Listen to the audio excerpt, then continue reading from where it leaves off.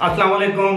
अबरार रशीद आपकी खिदमत में एक मरतबा फिर हाजिर है और यूएई से एक अच्छी खबर सामने आई है कि 1 जुलाई से यूएई में ख़ास तौर पर दुबई और अबू धाबी में जो क्वारंटीन के जो रूल्स हैं उनको तब्दील किया जा रहा है। सबसे पहले तो मैं आपको बताऊंगा कि इस वक्त 1 जुलाई से पहले दुबई या यूएई जाने वालों के लिए क्वारंटीन के क्या रूल हैं, वैक्सीनेशन के क्या रूल हैं और 1 जुलाई के बाद कौन से रूल्स लागू या नाफिज होंगे।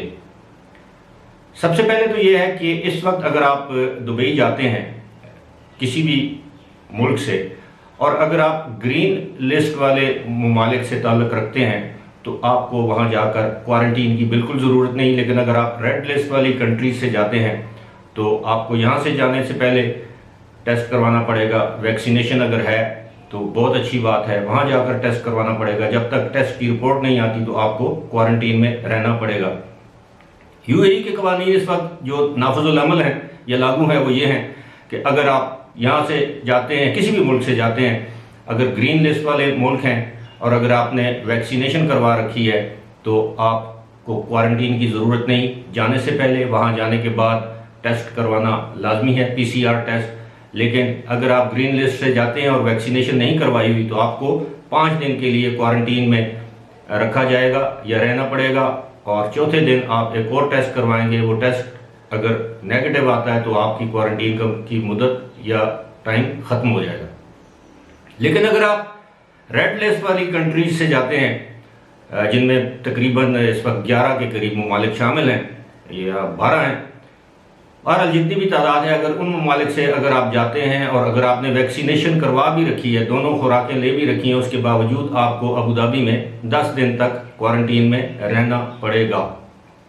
लेकिन अब अबू धाबी की गवर्नमेंट ने यह ऐलान किया है कि 1 जुलाई से क्वारंटीन को ख़त्म किया जा रहा है। अलबत्ता जो पीसीआर टेस्ट हैं, जो नए टेस्ट के जो प्रोटोकॉल्स हैं, स्कैनर के ज़रिए किया जाएगा, डीपीआई के ज़रिए किया जाएगा, पीसीआर टेस्ट किया जाएगा, वो लागू रहेंगे वो प्रोटोकॉल्स। यानी 1 जुलाई से वो लोग जो ग्रीन लिस्ट में हैं वो वहाँ पर जाकर बगैर क्वारंटीन के अगर उनकी टेस्ट की रिपोर्ट वहाँ अराइवल के बाद नेगेटिव आती है तो बगैर क्वारंटीन के वो अबू धाबी जा सकते हैं। अलबत्ता पाकिस्तान, इंडिया और दीगर ममालिक के हवाले से अभी तक पॉलिसी वाज़ेह नहीं की गई कि वहाँ से वैक्सीनेशन करवा कर आने वालों के लिए भी क्वारंटीन है, होगी या इसको भी ख़त्म किया जा रहा है या वहाँ पर उनको मज़ीद टेस्ट करवाने पड़ेंगे। अगर क्वारंटीन होगी तो कितने दिन के लिए होगी। अलबत्ता एक मुबहम सी स्टेटमेंट जारी की गई है कि 1 जुलाई से अबू धाबी में दाखिले के लिए क्वारंटीन की जो शर्त है उसको ख़त्म किया जा रहा है। अब ये वक्त बताएगा कि 1 जुलाई के बाद किन किन ममालिक के जो शहरी हैं उनकी आमद पर क्वारंटीन की जाएगी या नहीं की जाएगी। लेकिन एक बात है कि अबू धाबी ने ये अनाउंसमेंट कर दी है कि रेजिडेंट्स हों या टूरिस्ट हों, अब उनके लिए ग्रीन और रेड लिस्ट की जो अलग-अलग शराइत हैं उनको बयान किया गया है।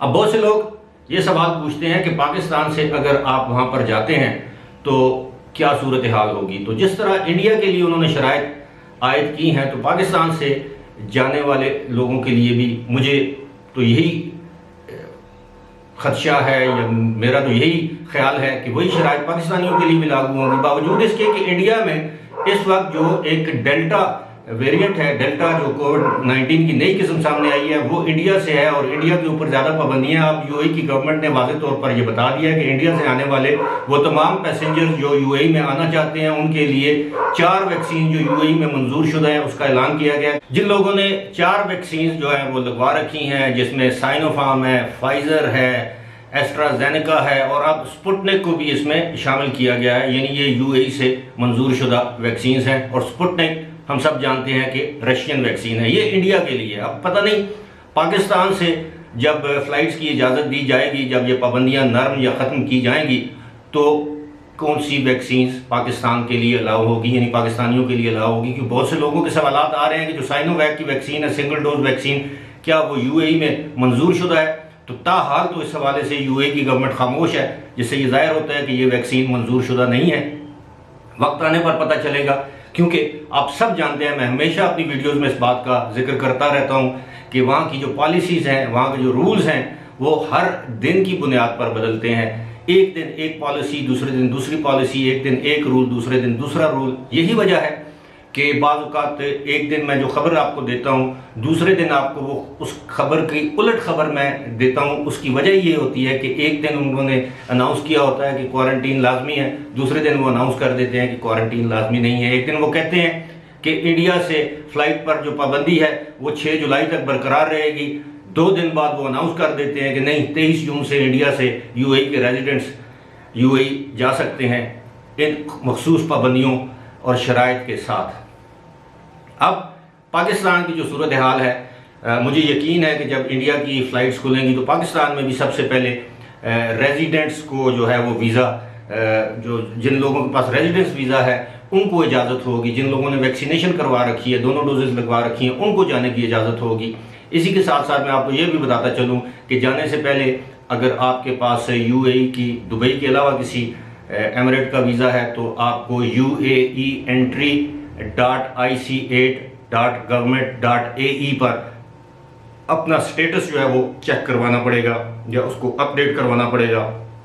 ये वो शराइत हैं जो मैं समझता हूँ कि लागू होंगी जब भी पाकिस्तान से फ़्लाइट्स का आगाज़ हुआ। लेकिन जिस तरह मैंने पहले आपको बताया है कि इस वक्त जो सूरत हाल है वो इंतहाई मुबहम है। फ़्लाइट के हवाले से इस वक्त जो सूरत हाल है काफ़ी मुबहम है, वैक्सीनेशन के हवाले से काफ़ी मुबहम है, क्वारंटीन रूल्स के हवाले से एक एमिरेट का अलग कानून है, दूसरी एमिरेट या दूसरी रियासत या दूसरे शहर या दूसरी गवर्नमेंट का अलग कानून है। इस हवाले से मैं ये भी बताता चलूँ, मैं अक्सर जिक्र भी करता हूँ, तारीफ़ भी करता हूँ, जो सबसे अच्छा जो इस वक्त इंतज़ामात हैं, इक़दामात हैं बग़ैर किसी तशहीर के, वो शारजा गवर्नमेंट के हैं। शारजा गवर्नमेंट ने कोई ऐसी बिला जवाज़ पाबंदियाँ नहीं लगा रखी। जो पाबंदियाँ लगाई हैं यूएई की गवर्नमेंट ने लगाई हैं। शारजा गवर्नमेंट का हमेशा से ये एक तरीक़ाकार रहा है। हमेशा शारजा गवर्नमेंट ने गैर मुल्कियों, ख़ास तौर पर पाकिस्तानियों को फैसिलिटेट करने की कोशिश की है, उनकी मुश्किलात में कमी करने की कोशिश की है। चाहे वो उनकी यूटिलिटीज़ बिल अदा करने हो, उनकी माफ़ी हो, यूटिलिटी बिल्स में कमी हो, जुर्मानों में कमी हो, किरायों में कमी हो, और बहुत सी रियायतें शारजा की गवर्नमेंट ने गुज़श्ता 15 माह के दौरान अपनी रियासत या एमिरेट में रहने वाले लोगों को जो रियायतें दी हैं, मैं समझता हूँ कि वो बहुत ज़्यादा काबिल तारीफ़ हैं। बजाय इसके कि लोगों को मज़ीद मसाइल में उलझाया जाए, मज़ीद मुश्किलात में इजाफ़ा किया जाए लोगों की, उन्होंने लोगों की मुश्किलात को कम करने, मसाइल को कम करने में अपना बहुत बड़ा किरदार अदा किया है। इसके बरअक्स अगर हम देखें तो अबू धाबी की गवर्नमेंट ने वहाँ के लोगों, अपने शहरियों के लिए भी अबू धाबी में दाखिले को तकरीबन नामुमकिन बना दिया था। लेकिन अब सुनने में ये आ रहा है कि 1 जुलाई से इन पाबंदियों में मज़ीद नरमी की जाएगी। अल्लाह करे ऐसा ही हो। कोविड-19 के केसेस की तादाद में अगर कमी आती है तो इन पाबंदियों में भी कमी होगी। अगर ईद उल अज़हा और ये जो समर वेकेशन जिन्हें हम कहते हैं, गर्मियों की तातीलात के दौरान, ये उसके बाद केसेस में दोबारा इजाफा हुआ तो यकीनी तौर पर पाबंदियों में भी दोबारा इजाफा हो जाएगा। फिलहाल इसी के साथ मुझे दीजिए इजाज़त। खुदा हाफिज़।